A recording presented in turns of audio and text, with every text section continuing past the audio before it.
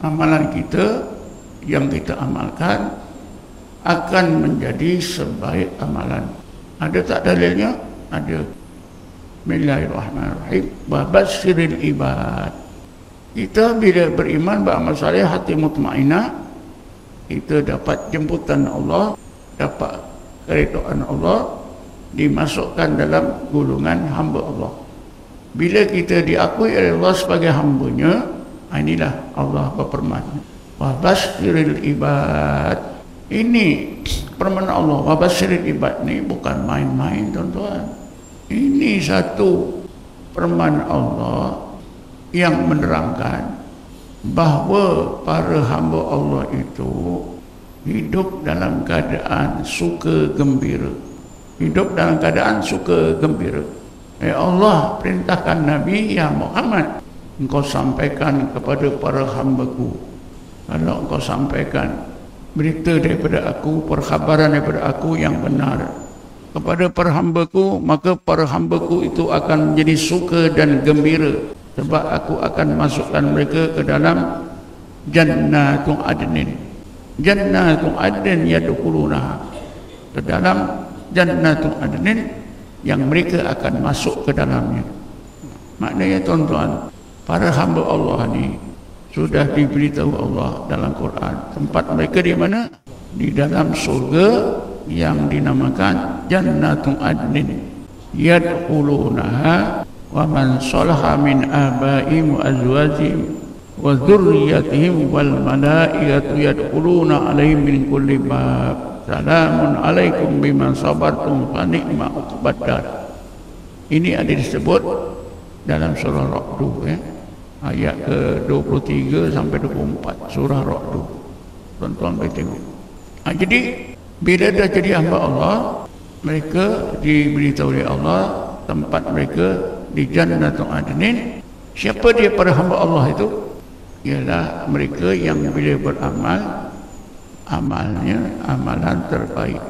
Disebut pada ayat kemudiannya, Bismillahirrahmanirrahim, alladzina yastami'una al-qawla fayattabi'una ahsana. Ulaika alladzina hadahumullah wa ulaika hum ulul albab. Kali lagi disebut. Para hamba-Ku itu ialah mereka yang bila mendengar pengajaran Allah, mereka lakukan dengan amalan yang terbaik. Mereka itulah orang-orang yang dapat hidayat dari Allah. Mereka itulah golongan ulul albab. Cukup jelas ya. Ini semua berkaitan dengan diri kita yang bertarekat dan bersuluk. Apa dia? Amalan kita akan menjadi amalan yang terbaik. Amalan terbaik inilah yang diterima oleh Allah. Ada tak dalilnya? Ada. Bismillahirrahmanirrahim. Ulaikal ladzina nataqabbalu anhum ahsana ma amilu. Mereka itulah orang-orang yang amalannya kami terima daripada mereka karena mereka beramal dengan amalan yang terbaik. Ahsana ma amilu. Jadi kalau kita beramal tak sampai ke tingkat ahsan, tak dapatlah jaminan diterima oleh Allah. Hanya amalan yang ahsan, ya, ahsanu amala saja. Sebab itu di dalam surah Mulk pun ada disebutkan. Bismillahirrahmanirrahim. Alladzi khalaqal mauta wal hayata liyabluwakum ayyukum ahsanu amala. Allah lah yang menjadikan mati dan hidup. Liyabluwakum ayyukum ahsanu amala. Untuk menguji kamu siapakah di antara kamu yang berjaya mengamalkan amalan yang ahsan, amalan terbaik. Tuan-tuan masuk tarekat tak ada pun ingat ni. Tapi bila hari ini rupanya tuan-tuan bila bertarekat bersuluk, tuan-tuan dimasukkan ya Allah ke lorong ini. Ulaikal ladzina nataqabbalu anhum ahsana ma amilu. Alladzina istami'una al-qawla fayattabi'una ahsana. Ulaikal ladzina hadahumullah wa ulaika hum ulul albab. dalam kitab Hikam tuan-tuan ada satu hikmah bagaimana amalan umat manusia ini. Setengah ulama mengatakan, tak salah saya, Syekh Mu'ad bin Jabal, dia ada bercakap ni, miskinun ibnu Adam, kesian umat Adam, kesian sangat anak-anak Adam ini. Jismun mu'ibun wa qalbun mu'ibun yuridu an yakhruju minhu amalan bi ghairi aibin. Apa maknanya?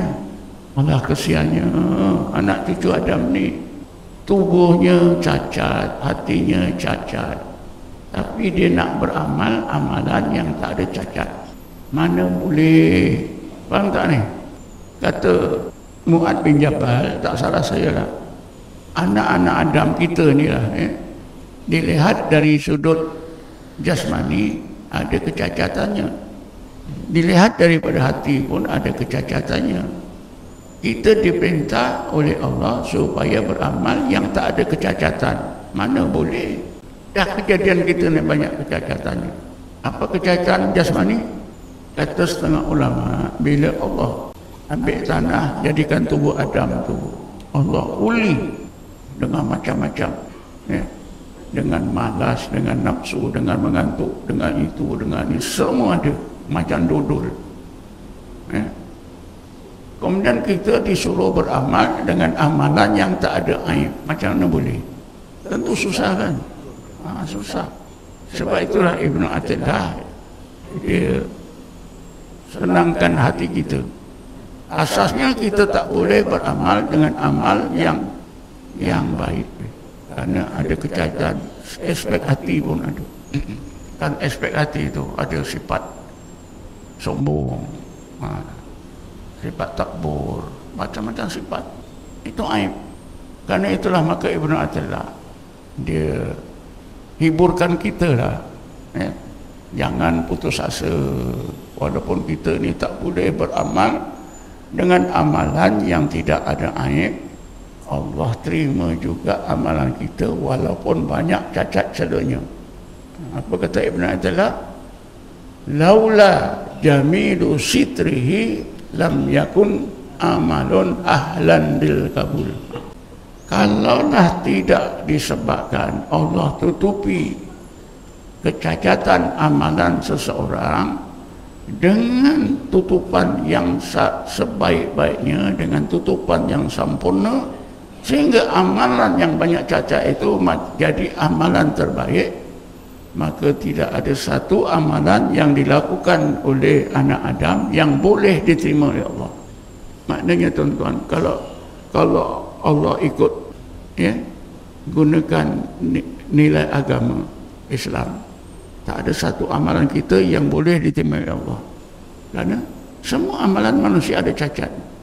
Tapi Allah yang Maha Pengasih, Maha Penyayang, sebelum diterima amalan itu ditutupi, sehingga amalan kita yang banyak cacat celanya jadi cantik. Baru Allah terima.